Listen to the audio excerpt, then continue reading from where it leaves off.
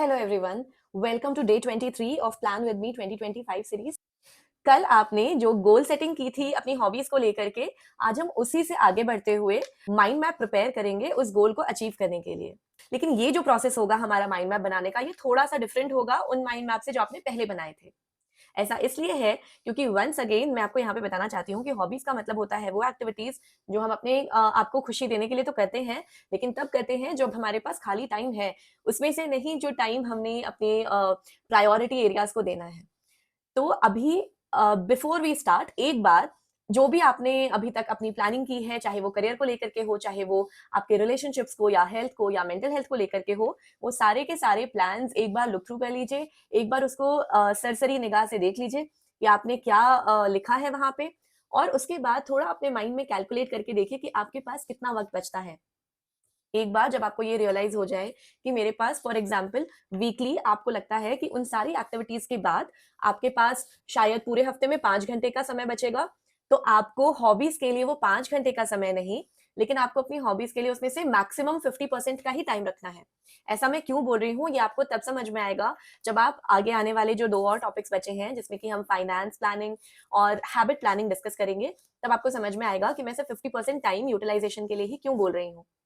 तो एक बार आपने जब वो सब कुछ देख लिया और आपने ये देख लिया कि आपके पास कितना वक्त बचा है अपनी हॉबीज को देने के लिए, तो उसके बाद अब हमारे पास सब चीजें कंप्लीट हैं। अब हम अपनी माइंड मैप बनाने की प्रैक्टिस को शुरू कर सकते हैं। आगे का प्रोसेस माइंड मैपिंग का वो सिमिलर है जो आपने पहले किया था। अगर आपने पहले के वीडियोस नहीं देखे हैं तो मैं आपको फिर भी बता देती हूँ कि आपका जो गोल है वो आप अपने माइंड मैप के सेंटर में लिख लीजिए। और उसके बाद इस गोल को अचीव करने के लिए आपको किन चीजों की जरूरत पड़ सकती है वो उसके हर ब्रांचेस में लिख लीजिए। जो पीडीएफ मैंने नीचे दिया हुआ है, एक बार उसको जब आप डाउनलोड करेंगे तो वहां मैंने माइंड मैप का एक खाली माइंड मैप का एक फोटो, उसमें एक पिक्चर मैंने उसमें पीडीएफ में भी लगा रखी है, ताकि आपको आइडिया हो कि एक माइंड मैप कैसा होता है, कैसा दिखता है। और उसको बनाने का प्रोसेस भी उसमें लिखा हुआ है।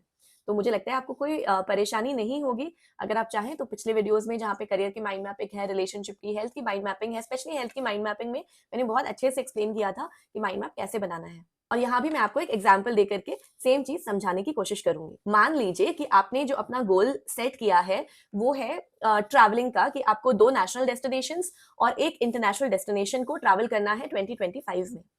तो आपको अपने माइंड मैप के बीच में ये बात लिख देनी है। अब उसके बाद इससे रिलेटेड जिन भी चीजों की आपको जरूरत पड़ेगी, जैसे कि आपको कितने पैसों की जरूरत पड़ने वाली है, कितने वक्त की जरूरत पड़ने वाली है, आप सोलो ट्रिप पे जा रहे हैं या फिर आप अपने फैमिली के साथ जाएंगे या फिर आप अपने फ्रेंड्स के साथ जाएंगे, या फिर ये बात है कि आप लग्जरी ट्रैवल करने वाले हैं या फिर आप बैक पैकिंग करने वाले हैं, आप हॉस्टल में रुकेंगे या होटल में या रिजॉर्ट्स में, किस तरीके का ट्रैवल प्लान आप करने वाले हैं, मतलब क्या वो एक कल्चरल ट्रिप होगी या फिर नेचर ट्रिप होगी। जो कुछ भी है, जो भी आपके दिमाग में आ रहा है कि इन चीजों की जरूरत, इन बातों की जरूरत पड़ेगी आपको ये ट्रिप प्लान करने के लिए, वो सारी की सारी चीजें आप लिख लीजिए। साथ में आप ये भी लिख सकते हैं कि ये ट्रिप आपको क्या प्रोवाइड करेगा। मतलब हो सकता है कि एक ट्रिप आपको इनकम सोर्स भी प्रोवाइड करे, हो सकता है कि एक ट्रिप आपको सिर्फ लेजर ही नहीं, बहुत सारा नॉलेज प्रोवाइड करे। तो जब आप ये सारी चीजें लिखेंगे तो एक तरह से आप क्लियरली ये मेंशन कर रहे हैं कि आपको इस ट्रिप से क्या एक्सपेक्टेशंस है। तो इसलिए वो सारी बातें एक जगह पे एक माइंड मैप में अगर लिखी रहेंगी तो आपको बहुत आसानी होगी उसे आगे प्लान करने में।